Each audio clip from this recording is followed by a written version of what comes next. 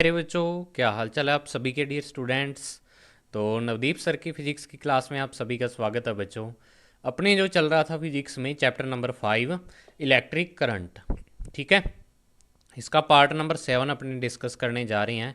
आज जो अपना टॉपिक है वो है डिडक्शन ऑफ ओम्स लॉ, और इसकी दो फॉर्म्स हैं, माइक्रोस्कोपिक फॉर्म और मैक्रोस्कोपिक फॉर्म, ठीक है। यानी ओम्स लॉ का एक हिसाब से आप ये समझ लो भी डेरिवेशन करने जा रहे हैं, और वो डेरिवेशन दो टाइप का है, ठीक है।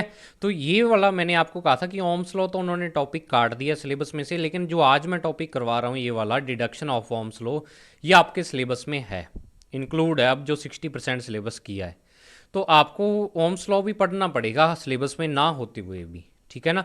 तभी मैंने ओम्स लॉ करवाया था। तो चलिए स्टार्ट करते हैं आज की वीडियो एक नई एनर्जी के साथ प्यारे।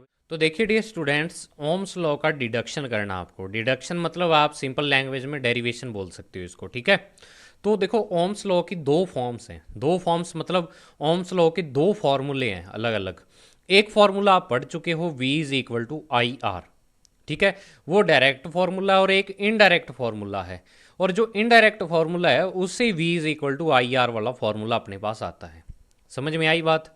तो देखो जो आपके पास पहला जो इसका फॉर्म है वो है microscopic form of Ohm's law. यानी ओम्स लॉ के दो फॉर्म्स हैं, दो फॉर्मूले हैं। अपने पहले माइक्रोस्कोपिक निकालेंगे, और एक इसकी दूसरी फॉर्म है वो है macroscopic form of Ohm's law, जो यहाँ पे आएगी मैक्रोस्कोपिक फॉर्म। तो ये जो टॉपिक है ना, ये आपके एग्जाम के लिए आज से बहुत ही इंपॉर्टेंट टॉपिक है, क्योंकि ये टॉपिक पिछली बार भी एग्जाम में नहीं पूछा हुआ, और इस बार इसके पूछे जाने के पूरे पूरे चांस हैं। तो इंपॉर्टेंट, मोस्ट इंपॉर्टेंट टॉपिक लगा लो इसको, ओम्स लॉ का डिडक्शन या डेरिवेशन, ठीक है। तो अब देखो पहले अपने माइक्रोस्कोपिक फॉर्म पढ़ते हैं। तो सिंपल से डेरिवेशन है, तभी मैं इनको यहाँ पे करवा रहा हूँ, बोर्ड पे नहीं करवा रहा हूँ, क्योंकि कोई ज़्यादा लंबे चौड़े डेरिवेशन नहीं है। बस दो तीन चीज़ें ध्यान रखनी है, आपका डेरिवेशन आसान से हो जाएगा ये वाला। तो देखो क्या है कि आपको स्टार्ट कहाँ से करना है, करंट से। तो अपने जानते हैं we know that N I is equal to N A V D E. अब देखो एक चीज़ और देख लो, आपको एक चीज़ और बताना चाहूँगा मैं, कि जो ये फॉर्मूले हैं इनको माइक्रोस्कोपिक और मैक्रोस्कोपिक फॉर्म क्यों बोलते हैं, इनके नाम ऐसे क्यों हैं, वो आपको जब फॉर्मूले डेराइव करवा दिए तब मैं बता दूंगा, ठीक है ना। तो ये मत सोचना कि सर ने बताया नहीं, पूरी वीडियो ध्यान से देखो, आपके सारे क्वेश्चन या सारे डाउट जितने भी आपके मन में आ रहे हैं वो सारे क्लियर करेंगे। तो देखो I is equal to N A V D, यानी इलेक्ट्रिक करंट और जो ड्रिफ्ट वेलोसिटी है उसके बिटवीन रिलेशन होता है ये वाला, जो अपने पढ़ चुके हैं। तो अब देखो अगर करंट अपने पास ये है तो करंट डेंसिटी J क्या होती है, वो आई अपॉन ए की इक्वल आ जाती है, जो करंट डेंसिटी होती है। ये करंट डेंसिटी का फॉर्मूला है। तो इसमें अपने क्या करते हैं, जो ये ऊपर वाली वैल्यू है करंट की वो पुट कर देते हैं यहाँ पे, ठीक है ना। पुट कर दी ना वैल्यू इसकी। तो अब जब आप इसकी वैल्यू पुट कर दोगे तो तब देखो इसमें क्या हो जाएगा, एन ए वी ई आ जाएगा, N A V D E ऊपर तो, और नीचे क्या आ जाएगा, अपॉन में ए आ जाएगा। तो अब देखो ऊपर ए है और नीचे भी ए, ये दोनों कैंसिल, तो जे की वैल्यू आपके पास क्या आ गई, एन वी डी ई आ गया, ये आ गया। बट अपने जानते हैं कि जो ड्रिफ्ट वेलोसिटी का फॉर्मूला अपने पढ़ चुके हैं, ड्रिफ्ट वेलोसिटी का क्या होता है, E small E capital E M upon में टो। ये ड्रिफ्ट वेलोसिटी का फॉर्मूला आपने पढ़ा हुआ है, ठीक है ना। तो अब अगर मैं इस ड्रिफ्ट वेलोसिटी वाले फॉर्मूले की वैल्यू यहाँ पे रख दूँ, यहाँ वी डी की जगह पे ये वाली वैल्यू पुट कर दूँ, तो वही चीज़ मैंने यहाँ लिखी है कि putting the value of V D in equation first. Equation first में क्या कर दिया अपने, जो इस वी डी की है वो वैल्यू आप पुट कर दो। तो देखो पुट करने पर क्या आ जाएगा, ये नीचे जो वैल्यू आ रही है ये आ जाएगी आपके पास, एन वी डी की जगह ये वाली वैल्यू आ गई, और ई का ई पड़ा ही है। अब आप देखो यहाँ ई और ये वाला ई दोनों मिलकर क्या हो जाएंगे, ई स्क्वेयर हो जाएंगे। एन पड़ा ही है, टो पड़ा है, एम पड़ा है, और ये वाला ई अपने यहाँ पे लिख दिया, ये लिख दिया, इसको दे दिया equation number second. Second number equation आ गई ये वाली, समझ आई बात इतनी। तो अब देखो जो यहाँ पे टर्म आ रही है इक्वेशन नंबर सेकंड में, कि यहाँ पे अपने पास एक ही वैल्यू आ रही है, N E square tau upon में एम। तो N E square tau upon M present in right hand side is a constant.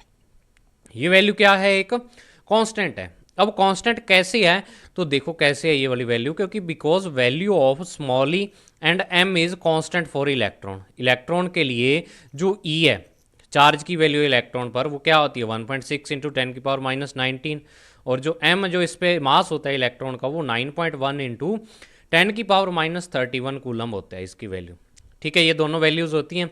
और जो आपको मैंने दो चीज़ें और बताई थी कि N and tau are the characteristic properties of a material for a conductor, ठीक है। Characteristic properties of a material, यानी कोई भी मटेरियल आप लेते हो, कोई भी कंडक्टर लेते हो, कोई भी सब्सटेंस लेते हो, जो एन और टो की वैल्यू है वो उसकी करेक्टरिस्टिक्स होती हैं। अब करेक्टरिस्टिक्स क्या होती हैं कि करेक्टरिस्टिक उसकी खुद की प्रॉपर्टीज होती हैं। मतलब कि उस करेक्टरिस्टिक वर्ड है ना जो यहाँ पे, इसमें काफ़ी बच्चों को प्रॉब्लम आती है कि सर करेक्टरिस्टिक प्रॉपर्टी क्या है। तो इसका अर्थ समझ लो क्या है। आपको वैसे पहले मैं बता चुका हूँ एक वीडियो में कि जो करेक्टरिस्टिक प्रॉपर्टीज़ होती हैं उसकी वैल्यूज़ तो होती है हर एक चीज़ के लिए। भी आप कॉपर ले लो, आप आयरन ले लो, कोई भी कंडक्टर ले लो, उसके लिए इस कांस्टेंट की वैल्यू तो होगी कोई ना कोई। लेकिन एक कांस्टेंट, एक जो आपका मेटल है, मान लो आप क्या कर रहे हो कि इसकी वैल्यू कॉपर के लिए लिख रहे हो, इसकी वैल्यू किसके लिए लिख रहे हो, कॉपर के लिए लिख रहे हो, तो कॉपर के लिए इसकी वैल्यू फिक्स होगी।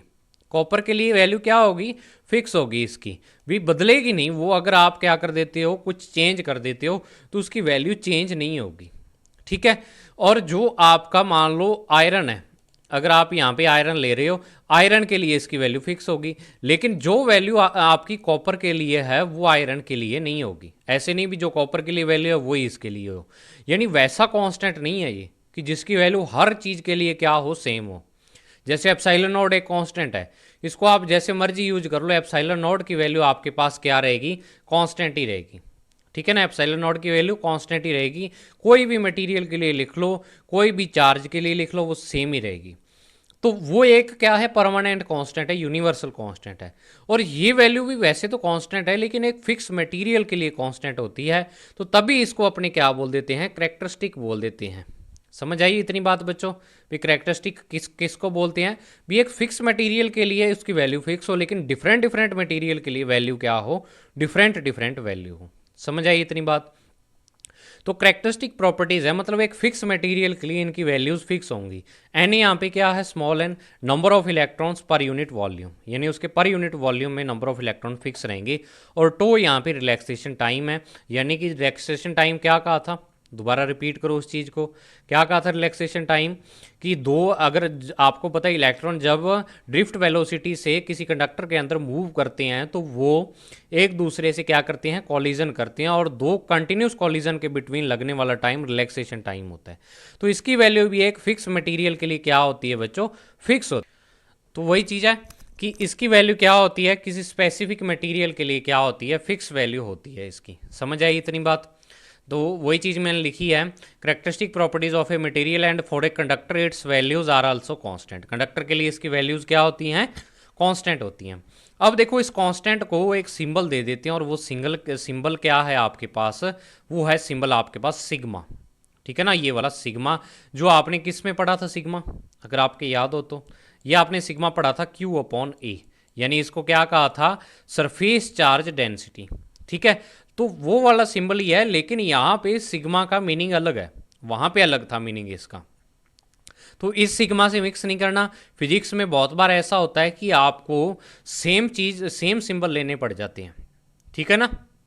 तो आपको सेम सिंबल यहाँ पे लिया हुआ है सिग्मा, जो आपने पहले लिया था, लेकिन यहाँ पे सिग्मा को अपने क्या कहेंगे, it is represented by sigma and it is called conductivity of material. इसको अपने कोई भी मटेरियल है उसकी क्या बोल देते हैं, कंडक्टिविटी बोल देते हैं। भाई ये जो सिग्मा की वैल्यू है ना, ये अपने को बताएगी कि जो आपका मटेरियल आपने ले रखा है, मान लो कोई भी मटेरियल आपने ले रखा है, उसके लिए सिग्मा की वैल्यू फाइंड करेंगे। सिग्मा की वैल्यू अपने को बताएगी कि ये कितना अच्छा कंडक्टर है, ठीक है ना। जिस मटेरियल के लिए सिग्मा की वैल्यू ज़्यादा होगी वो उतना ही अच्छा कंडक्टर होगा, जिसके लिए कम होगी वो कम कंडक्टर होगा, ठीक है। तो कितना अच्छा कंडक्टर है उसके बारे में अपने को कौन बताता है, सिग्मा बताता है। समझ आई इतनी बात। तो तभी इसको क्या बोला, जो ये वैल्यू आई इसको कंडक्टिविटी कहा, कंडक्टिविटी ऑफ मटेरियल, ओम ने इसको कंडक्टिविटी बोला। तो इसकी वैल्यू आपको याद रखनी है हमेशा, एन ई स्क्वेयर टो अपॉन में एम आ जाएगी इसकी वैल्यू बच्चों, ठीक है ना। आ गई। तो अब अपने क्या करते हैं कि जो ऊपर इक्वेशन आई थी अपनी ये वाली, ये इक्वेशन आई थी, यहाँ इसकी जगह क्या पुट कर देंगे, सिग्मा पुट कर देंगे। तो जो अपने पास जो रिलेशन आ जाएगा वो रिलेशन क्या आएगा, J is equal to sigma E. या इसको वेक्टर फॉर्म में लिखें आप। वेक्टर फॉर्म में क्यों, क्योंकि आपको पता है जो जे करंट डेंसिटी है वो भी वेक्टर क्वांटिटी है, और ई जो आपका इलेक्ट्रिक फील्ड है वो भी वेक्टर क्वांटिटी है। तो इसका वेक्टर फॉर्म अपने लिख सकते हैं जब दोनों साइड वेक्टर क्वांटिटीज़ हों। तो यहाँ पे ये वाला इसका क्या आ जाएगा, वेक्टर फॉर्म में रिलेशन आ जाएगा। और इक्वेशन थर्ड, जो इक्वेशन थर्ड आपकी ये वाली, is called microscopic form of Ohm's law and so many conductors it is applicable for long range of electric field. भाई जो ये इक्वेशन आई है ना आपके पास, इसको अपनी माइक्रोस्कोपिक फॉर्म बोल देते हैं। ये ओम ने नाम दिया था माइक्रोस्कोपिक फॉर्म इसकी, ठीक है, ओम्स लॉ की माइक्रोस्कोपिक फॉर्म।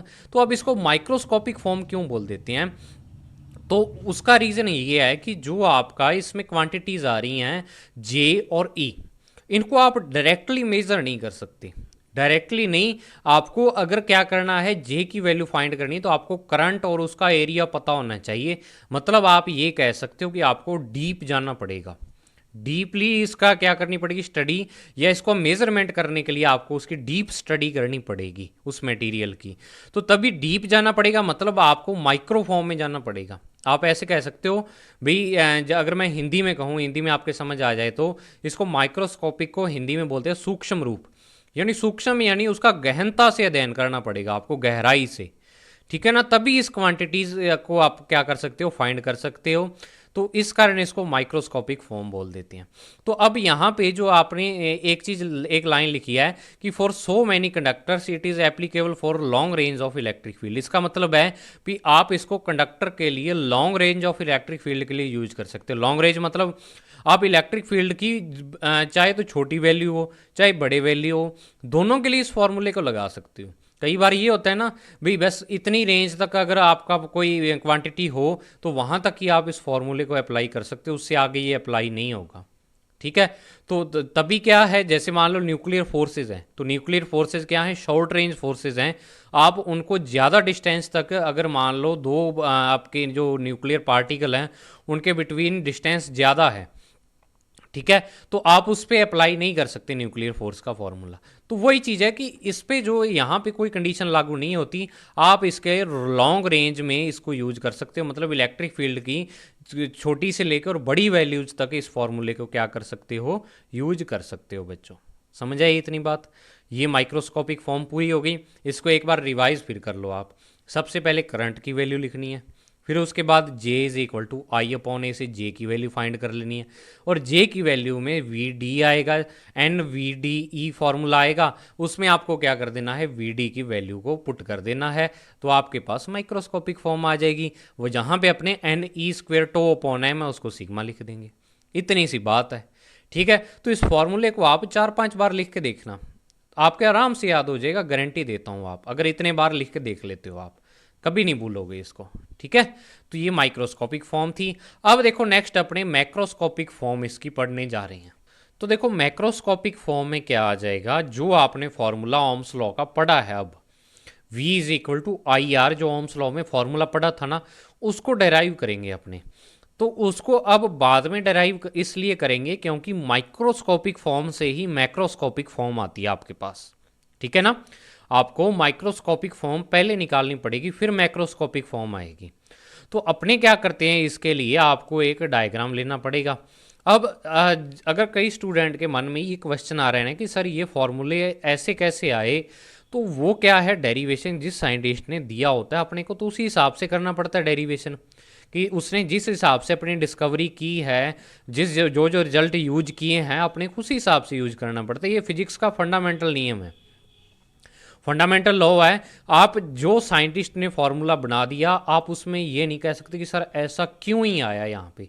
हाँ, कई बार क्यों का उत्तर होता है, लेकिन वो चीज़ है कि 2+2 4 ही क्यों होता है, तो उसका कोई आंसर नहीं होता। तो बिल्कुल वही चीज़ है कि सर आप अगर इसमें पूछो कि सर माइक्रोस्कोपिक फॉर्म से इसको क्यों स्टार्ट करेंगे, तो वो भी ओम ने ऐसे किया था। उसका रीज़न यही बताऊँगा मैं आपको, ठीक है ना। तो अपने क्या करते हैं यहाँ पे, मैक्रोस्कोपिक फॉर्म इसकी यूज करते हैं ओम्स लॉ की। तो देखो क्या करते हैं, अपने एक एग्जांपल लेते हैं इसमें कि let we have a conductor. अपने पास एक कंडक्टर है, हैविंग लेंथ क्या है, स्मॉल एल, उसकी लेंथ कितनी है, स्मॉल एल है। तो देखो एक कंडक्टर ले लेते हैं जिसकी लेंथ क्या है एल है, तो वही चीज़ मैं यहाँ पे ऊपर लिखी हुई है थ्योरी में कि let we have a conductor having length small L and cross section area is capital A. Cross section area capital A ले लिया इसका, ठीक है, समझ आई इतनी बात। तो अब नेक्स्ट देखो क्या करेंगे अपने, लेट पोटेंशियल डिफरेंस या वोल्टेज, पोटेंशियल डिफरेंस को अपने जो साधारण भाषा है जनरल लैंग्वेज अपनी उसमें वोल्टेज कह देते हैं, तो तभी मैंने वोल्टेज लिखा हुआ है। V is applied on its ends, जो इसके एंड्स हैं मतलब ये वाले एंड्स हैं, इस पर आपने जो वोल्टेज अप्लाई कर रखी है वो वोल्टेज कितनी है, वी वोल्टेज है। इसमें से जो करंट फ्लो हो रहा है वो आई करंट है, और इस करंट के कारण जो इलेक्ट्रिक फील्ड जनरेट हो रहा है वो ई वेक्टर इलेक्ट्रिक फील्ड है, ठीक है। तो अब electric field inside the conductor, जो इसके इनसाइड क्या होगा, ये इलेक्ट्रिक फील्ड होगा, इसकी वैल्यू क्या हो जाएगी, तो वो वैल्यू आपने चैप्टर नंबर 3 में पढ़ रखी है, ये होती है E is equal to V upon L. ये इलेक्ट्रिक फील्ड की वैल्यू किसी एल लेंथ के कंडक्टर के एंड्स पर अगर V पोटेंशियल डिफरेंस या V वोल्टेज लगाएं तो ये क्या होता है, इलेक्ट्रिक फील्ड का फॉर्मूला होता है। ये सिंपल फार्मूला है, जनरल फार्मूला, इसका डेरिवेशन नहीं है कोई भी। अब कई स्टूडेंट्स ने मेरे से ये क्वेश्चन किया था पिछली वीडियो में कि सर ये फार्मूला कहाँ से आया। ये फार्मूला पहले भी अपने पढ़ चुके हैं एक बार, तो तब क्वेश्चन किया था, मुझे याद नहीं कौन से चैप्टर की वो वीडियो है उसमें, तो उनको देखो अगर वो स्टूडेंट देख रहे हैं तो उनको मैं बता देता हूँ कि ये वाला रिलेशन आया कैसे। तो इसको जनरल फॉर्म में अगर मैं पढ़ना चाहूँ तो ये कह सकता हूँ कि electric field is equal to potential difference और अपॉन में डिस्टेंस, इसको डिस्टेंस कह सकता हूँ मैं, जो उसकी लेंथ है कंडक्टर की। तो अब अगर मैं आपको कहूँ, एक एग्जांपल लेता हूँ मैं यहाँ पे, फिर समझाता हूँ कि ये फॉर्मूला ऐसे क्यों है। तो एक आपके पास पॉइंट चार्ज है Q, और इस Q पॉइंट चार्ज से आपको यहाँ स्मॉल r डिस्टेंस पे क्या करना है, एक तो लिखनी है इलेक्ट्रिक फील्ड की वैल्यू, और एक साइड आपको लिखनी है पोटेंशियल की वैल्यू, ठीक है। तो अब आप कहोगे कि इलेक्ट्रिक फील्ड तो होता है सर के क्यू अपॉन में r square, k q upon small r square हो जाएगा। और अगर मैं आपको कहूँ पोटेंशियल, तो आप कहोगे कि सर जो पोटेंशियल होता है वो के क्यू अपॉन स्मॉल आर होता है। तो अब अगर मैं क्या करूँ, आप देखो यहाँ पे स्मॉल आर क्या है, डिस्टेंस है इस पॉइंट की, तो इस डिस्टेंस को इस इलेक्ट्रिक फील्ड से मल्टीप्लाई कर देता हूँ, के क्यू अपॉन आर स्क्वेयर को क्या कर देता हूँ, इस डिस्टेंस से मल्टीप्लाई कर देता हूँ, तो जो आपके पास वैल्यू आ जाएगी वो क्या आ जाएगी, के क्यू अपॉन आर आ जाएगी, और जो कि आपका क्या है, पोटेंशियल है। तो वही चीज़ यहाँ पे कि अगर मैं इस इलेक्ट्रिक फील्ड को इससे मल्टीप्लाई कर देता हूँ एल लेंथ का जो कंडक्टर है, तो आपके पास पोटेंशियल आ जाएगा। यानी इलेक्ट्रिक फील्ड को डिस्टेंस से मल्टीप्लाई करने पर पोटेंशियल आ जाता है, या पोटेंशियल को डिस्टेंस से डिवाइड करने पर इलेक्ट्रिक फील्ड आ जाता है, ये है।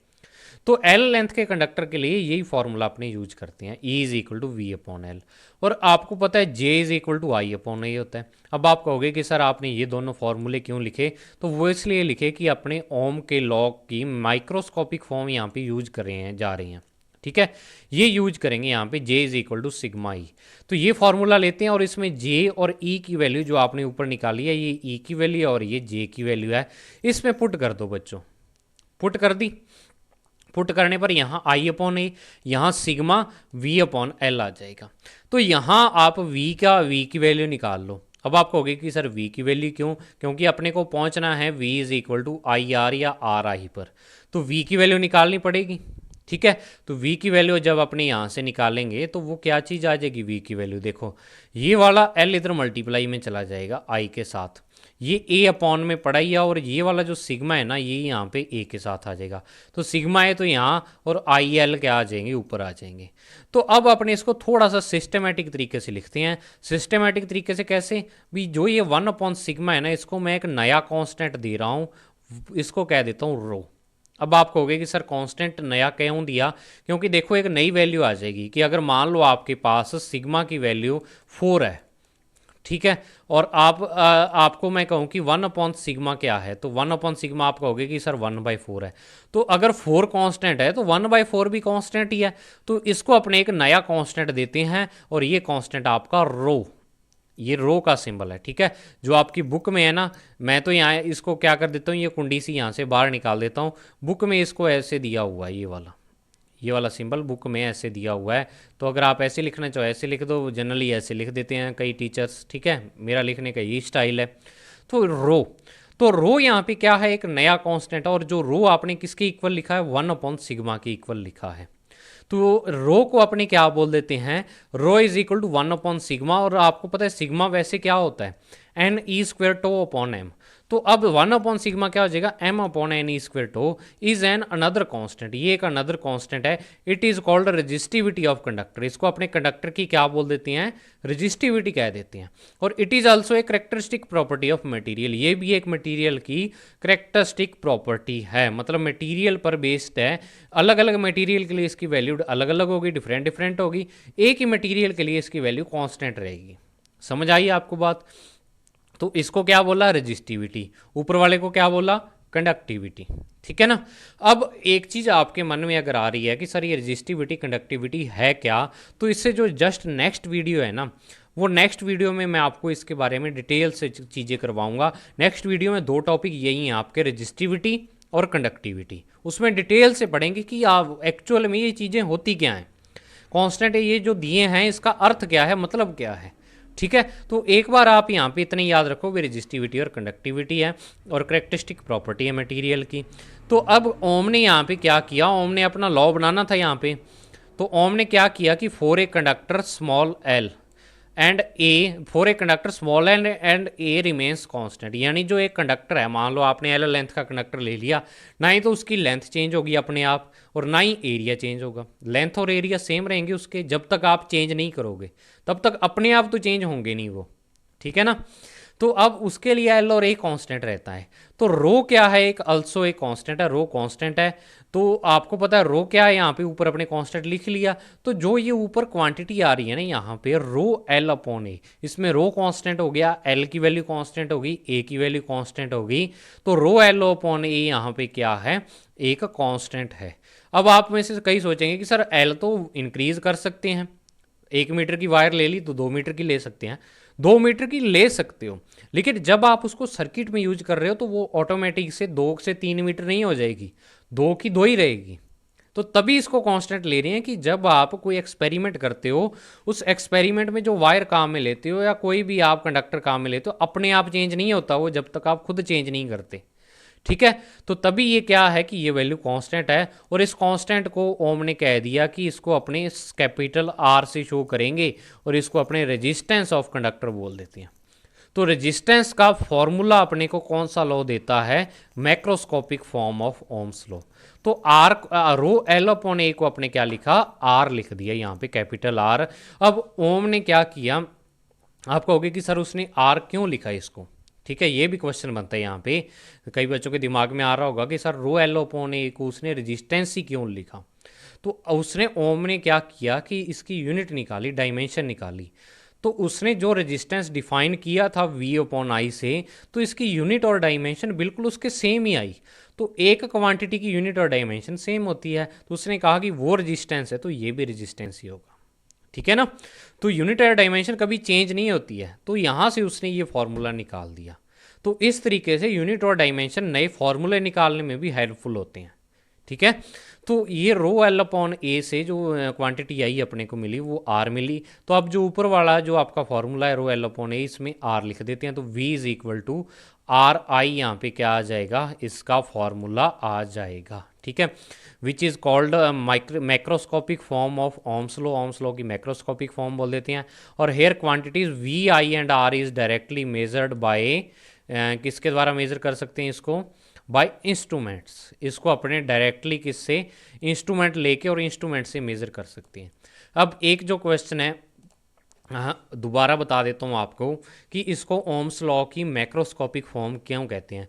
मैक्रो का मतलब होता है बड़ा, हिंदी में मतलब क्या होता है, बड़े रूप में। ठीक है। तो आप इनको क्या कर सकते हो, बड़े रूप में माप सकते हो। बड़े रूप में मतलब डायरेक्टली माप सकते हो। इंस्ट्रूमेंट आते हैं जिससे आप वोल्टता, जो वोल्टेज है, करंट है, रेजिस्टेंस है, इनको डायरेक्टली माप सकते हो। ठीक है, इतनी बात समझ आई। अब यहाँ पे मैंने डिवाइसेज लिखी हुई हैं, ये आपकी बुक में नहीं है, कि जो V है, वोल्टेज है, उसको वोल्ट मीटर से अपने मेज़र करते हैं।